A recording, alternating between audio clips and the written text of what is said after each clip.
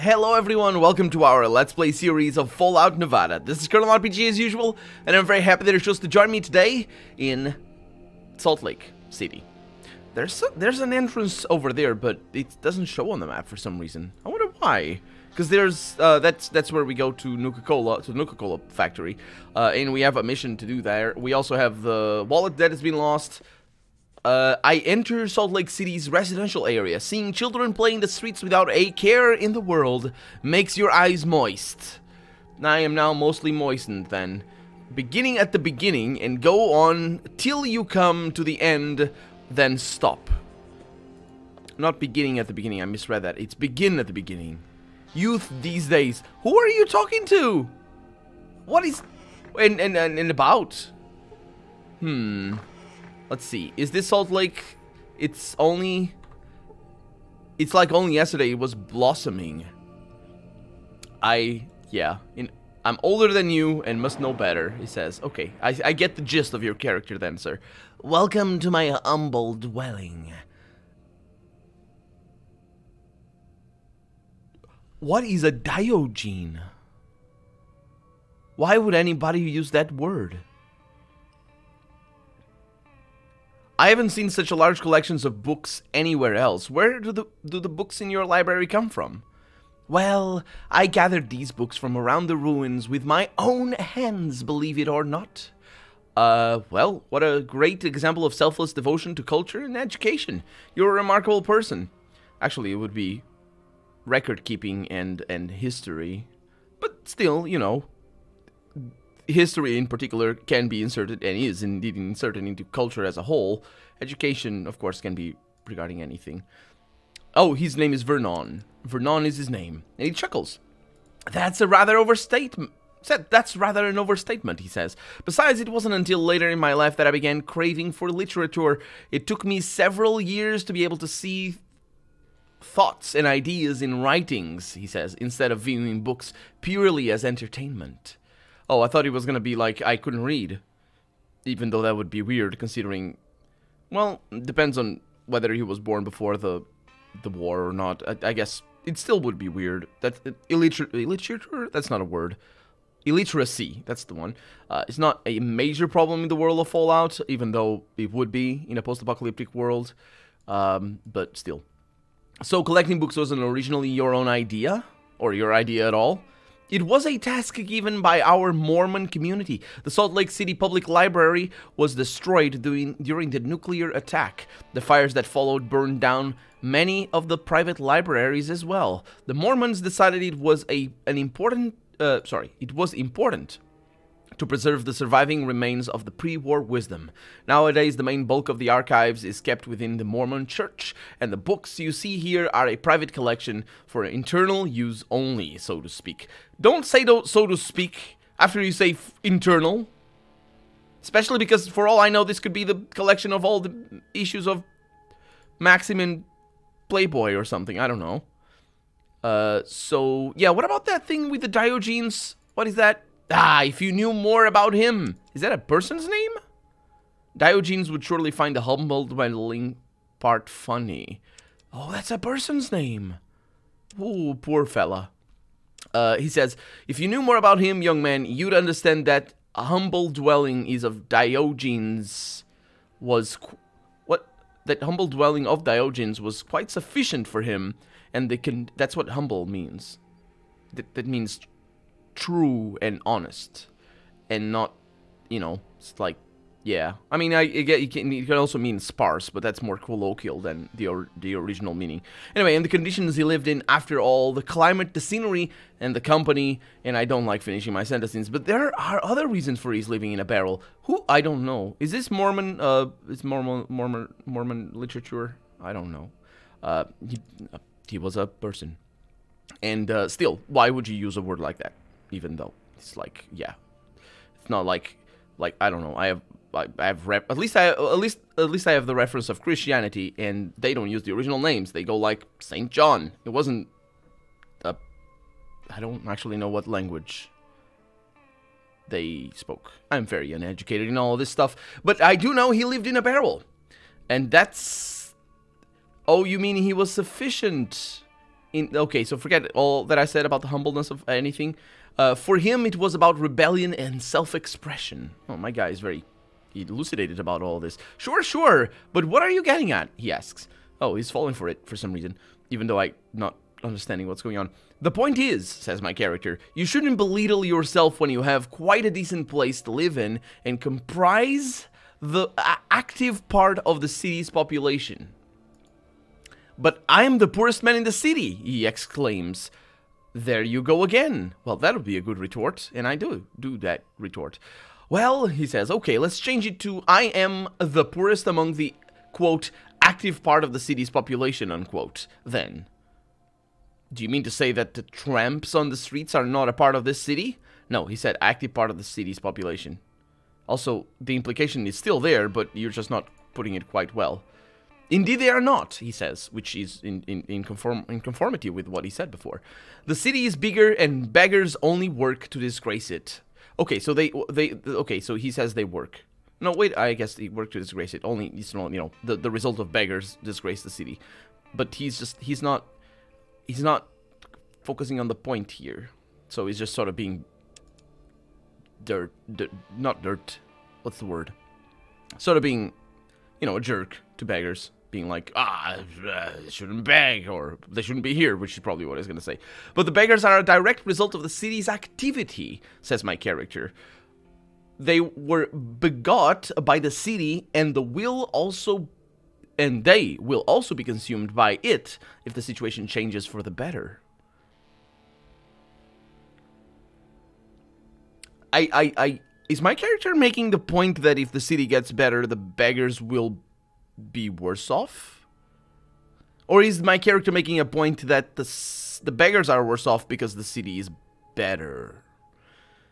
Because those would be difficult points to make. There's a bit of a bigger problem in the middle of all this, and it doesn't involve beggars, it involves slaves, and you'd make the point of the city being better for slaves. Not the slaves being better, mind you, just, I mean, the fact that you have a nice house is because you enslaved people. Maybe not directly, but that's the point. Maybe. I don't know what my character is saying. He says, they are on the same level as polluting emissions. See? Told you you wanted them out.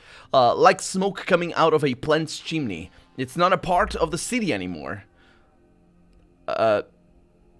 So you say that beggars are also not a part of the city, which is what he said. Yes, indeed, it is. That is absurd, says my character, which is the most common fallacy. It's called appeal to absurdity, and it doesn't work. It's not an argument. But still, let's see what he does, because it's also a leading argument. There's many fallacies that are leading arguments, and he falls for it. He asks, how so? And my character says, don't you think that if a part of the wall becomes something big and independent, it stops being a part and thus becomes another whole, but the whole, which is not a part of anymore, does not depend on it?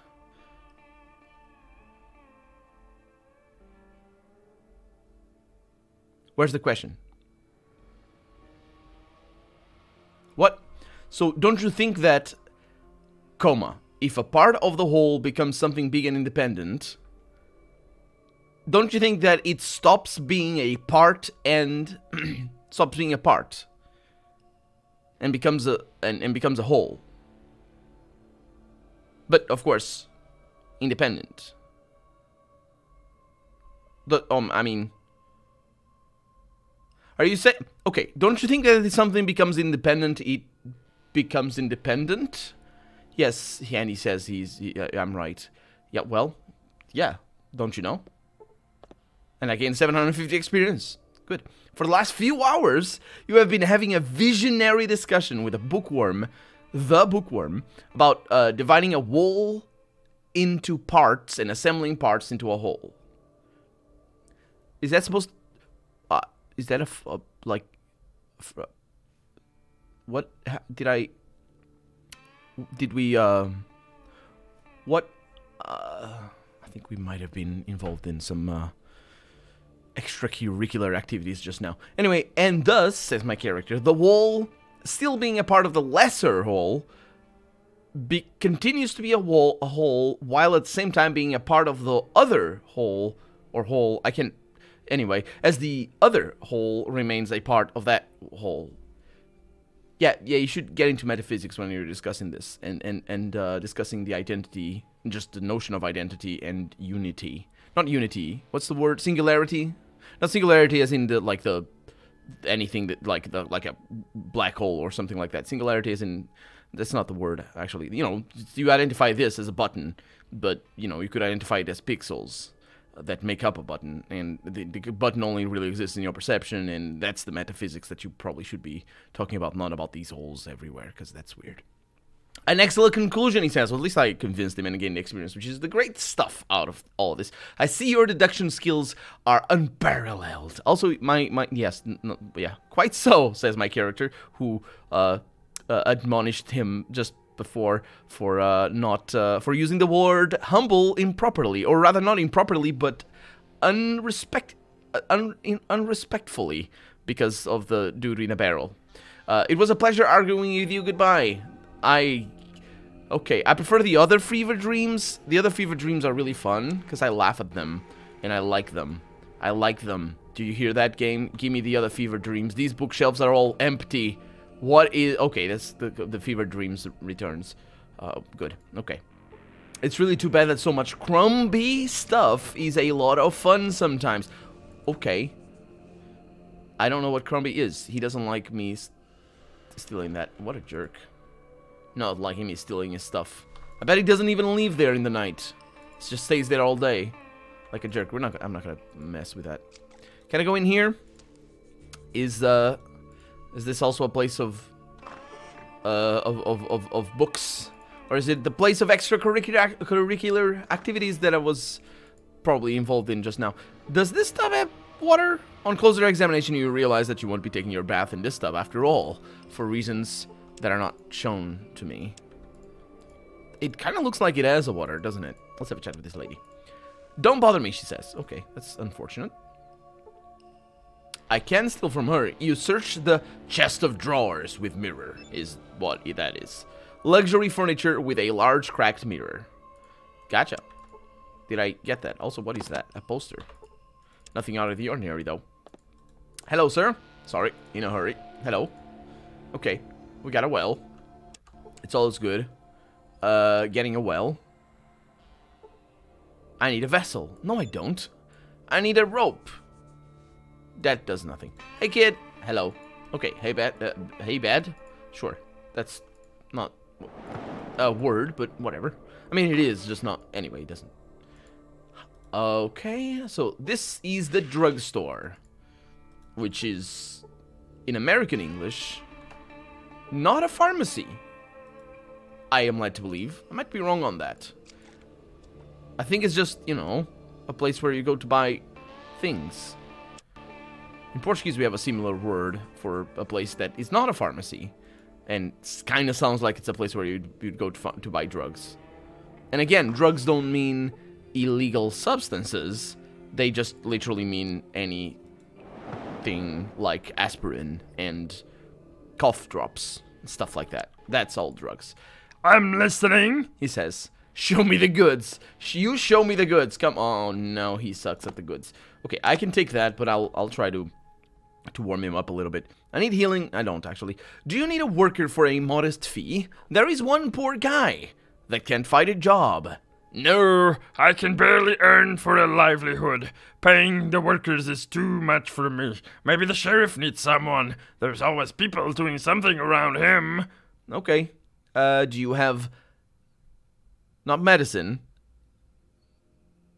Do you have medicine? I don't know how to pronounce this. This is an English word, and it's just not used like that, and I don't know how to pronounce it properly, because I don't know if it's medicaments or medicaments or I don't know. Anyway, I can make healing powders, antidotes, stimulants, and the, quote, blood cleaner, unquote, but I need your own components as mine are scarce. So what do you need? I don't need anything. Can you teach me how to do that, though? Well, I wouldn't mind extra income, but how would I know what you were going to use your knowledge for? Well, for what you teach me it for. It's like, what are you going to teach me? What are you going to teach me? Nuclear fission or something? At one moment, you may decide to become a competitor, Oh, that makes sense. or even to produce drugs. I thought he was going for like, oh, you're gonna use it for evil. But no, he's much more pragmatic and down to earth. And I don't want to have any problems with the sheriff. A pity. A pity. Can I convince you otherwise, though? I want to ask you about... I can't. I want to ask you about the healthcare in the city. What do you want to talk about? About the sanitary conditions in the city. What are they now? Can you tell? What can I tell? In every city of the wastelands there are problems with health, but the people manage to cope somehow, and most of them survive. That's how health works. Yeah. Like, the people who survive cope. What's happening? Everybody else dies. What's happening in Salt Lake City is complicated. On the one hand, nature is giving us a lot of water and a wonderful plant called Voca. On the other, we are afraid even to approach the Great Salt Lake because of the danger of intoxication and irradiation. In addition, the Nuka-Cola factory obviously adds its own share of dirt to the problem. A complicated case. Does it? Does it add dirt to the what? What? Maybe you can clarify? No, he can't. How can you live in such a wet and smelly climate? The visitors perhaps have breathing problems? That's right. One needs to get used to the local conditions, but the body gradually adapts. Most importantly, don't stick your nose where it doesn't belong. Yes, that would make sure you don't smell nasty things. Where does it not belong? In the north, where there is a large radioactive area. A real cemetery. That's, cemetery with an E, which looks better to me, and I think that's how it's written. But I've seen it written with an A as well, and I don't know if it's just badly written. Anyway, that was the part of the Salt Lake City agglomeration on which a nuclear bomb was dropped during the war. Periodically, rain washes out radioactive dirt, which flows into the Great Salt Lake. Fortunately, we were lucky with the climate. Also the fact that we're not there, and the bombs didn't fall on us. How so? Our landscape holds back any dirt. There are no winds, as in the deserts, and no fumes from the heat. In addition, in local conditions, one plant has mutated. The water lily. It grows on the banks of the Great Salt Lake. In other cities, it's just a plant, but ours gives you a special kind of nutritious nuts, which is the best kind. Oh, that's why on the way here I saw people constantly chewing on something. Says my character, even though we didn't actually do that. They're Voca nuts. They're very dense, and have to chew them really hard, otherwise the effect will be smaller. If you chew them not hard. What is the effect? These nuts remove radioactive elements from the body. Of course, it doesn't happen immediately. Radiation is excreted with sweat and urine during the day. The effect is not that strong. But if you use Vocas regularly, the degree of irradiation will be back to normal, more or less. I imagine the radiation would be not excreted with sweat and urine. The radioactive elements would be excreted with that. The radiation comes off of the radioactive elements, I suppose, from my sparse understanding of how any of this works. Apparently a very useful plant. How do I find it? You can buy them from me, or in the, quote, Teen Angel, unquote. And if you want to collect them yourself, I suggest you to wander through the uninhabited areas with a lot of dirty water. Vocas grow in rather unpleasant conditions. Just keep them in mind when that it ripens twice a year, in spring and in fall. At those times of the year, there are buckets of them lying on the shelves. Okay, thank you for telling me. Lying on the shelves. You guys don't even... Sure. So I guess that's that. No, it's not. I knew it wasn't. So it seems that the nuts with the radioactive, radioprotective effect are in widespread use here, but people are still suffering. Why is that? Vocas have a weak effect, especially compared to pre-war drugs. The benefits will come only when people will take them handfuls and regularly. But even in this case, there are limitations. The nuts ripen only twice a year, so the regularity is difficult to achieve. In addition, the body is not very happy with such a tough food. I noticed recently that the more often people eat vocas, the smaller the useful effect of the plant. Organisms become oversaturated and triggers a natural blocker. It's not a panacea, alas. Yeah, you mean it's not effective, because panacea means heal all. Which would be appropriate if you were saying, oh, people, it works for them, but they get diarrhea, or it doesn't heal them of their dehydration or something, because I did say they still suffer. Yeah, so just, they're still suffering. So, suffering from what? The fact that they don't have movies anymore? That would be a problem. I think I know how to solve this problem. Fortunately, I have plenty of scientific knowledge in chemistry, I say. Are you serious? Oh, I'd love to chat with you over the lab table. Yeah. And what do you propose, colleague? I'll be very happy to share my knowledge with those who will be able to use it for the benefit of the people. Just like that. Together with a pharmacist, you have developed a drug for the prevention of radiation sickness.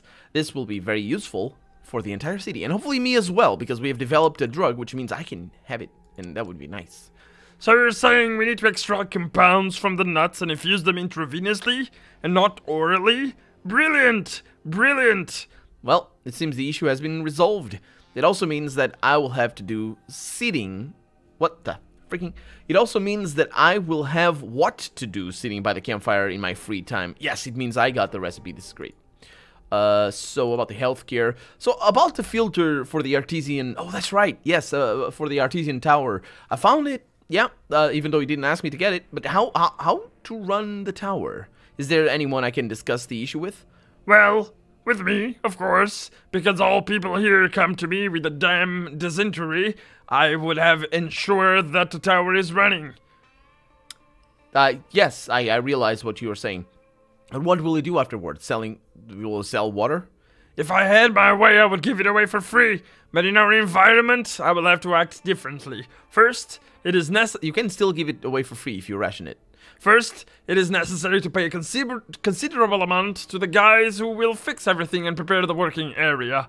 Then, I need to hire guys to protect it. Maybe I can ask the sheriff for them. We'll see. At least I wouldn't ask At least I wouldn't ask too high of a price, unlike the Nuka-Cola factory. For them, it's just business. So the factory will also buy the filter? Well, of course. But mark my words, if the factory becomes the sole owner of the clean water, it will be even worse than if there were no clean water at all. Why? The sanitary catastrophe is looming in the city. I can see that. Nobody can be sure that after going to sleep, one will wake up the next day. If there is clean water in the city, the people will start gnawing through the throats of each other. There will be serious conflicts. Okay, I really don't understand how that works. How do you? So you propose? So because if there is clean water in the city, people will cause conflicts. Your solution is to Well, are you proposing that you're not gonna have clean water in the city? Because he says he doesn't want to give it away for free. But I'm not really sure what he means. I think he's saying that he's not going to give it away for free because he does have expenses. So that makes sense, yeah. How complicated? And how much? How much would you offer for the filter? 5,000 and a 30% discount at my pharmacy, so you can personally. So for you personally, I can't offer more. Yeah, it's a deal. Thank you. It's the real salvation of our city. I understand. Goodbye. You've delivered the... I've got 5,000 experience points. That's nice. You've delivered the filter for the artesian water tower, and it's significantly improved the local living conditions. And also 30% my prices here, which is pretty good. So there it is. That was sort of a underclimactic. What's the word? Anti-climactic, I believe, is the word. Ending for that whole thing, but at least makes sense. It's like, hey, here you go, and I'm gonna do that anyway. With pleasure. It's timely as the goods started stocking up after you got rid of the problems with diseases. So keep in mind, now coming to me, you won't see an empty shelf. Yes, thanks to the improved ecological situation in the city, the goods in the pharmacy will be updated twice as often now, which means very little to me because I don't know when they were updated. Also, for all I know, they weren't updated at all because it's just so difficult to figure out what's going on. Let's see. Do you have nice things? You have medical pajamas. Sure. I think I've seen some of those already. I kind of want that. Do you buy this stuff for more than I bought it for? That's good to hear. That's good to hear, actually. Oh, but that's because he has a discount, so I could get that for cheap, which is good. Unfortunately, I have... Well, I have a lot of books. Oh, does he have the things that I need? He does have a first aid kit. Okay, so, sir, I'll be back. I'll be back. And that's not a threat. That is exactly what I need. So he has first aid kits. Also, time is spent, or has been spent, which is kind of bad. But the fact that he has first aid kits is really good. And I might be able to sell the rope, because I'm pretty sure I'm not going to need the rope for anything. The game hasn't made it too often that we need items in things. And we do have a rope over here. Are we going to sell a rope? I probably should. Or not sell a rope, but, you know. We do need a rope, okay. Give away a rope. That's what I was wondering. So do I have enough money? We got a photo, or enough things to sell, I should say. I'm thinking maybe not. I'm gonna sell a couple of these, and that should be enough. All of those. That's absolutely good. And then, yeah, I think I might have sold all the things. But because I need to buy the first aid kit, let's see what else it is. It's the first aid kit and the weapon parts. So I'm not really sure I'm gonna be able to find the weapon parts unless... I mean, specifically because those people were recommended to me as being the people to talk to if you wanted weapons. And they even pointed out, don't you pass by our store, they say, welcomingly. That's words. Anyway, get that as well, yes, and let's get this. So first aid, because that's probably the one I need. And can't give you that, but I can give you this. I can take away 29, and I could also get those, but it's good enough. Thank you very much, and I now have more stuff. We also need to read the books that we have, and we do have a lot of them. What's our first aid? First aid is 70. We're probably not gonna be able to get too much out of that, if anything out of that. Hopefully we will, but not this episode because we're out of time. So for right now, I'm Colonel RPG, and this has been Fallout Nevada. I really hope you've enjoyed it, and if you did, go ahead and leave a comment, like the video if you want to see the next episode come out sooner rather than later. But above all, thank you so much for watching, and I hope I'll see you next episode. Bye-bye.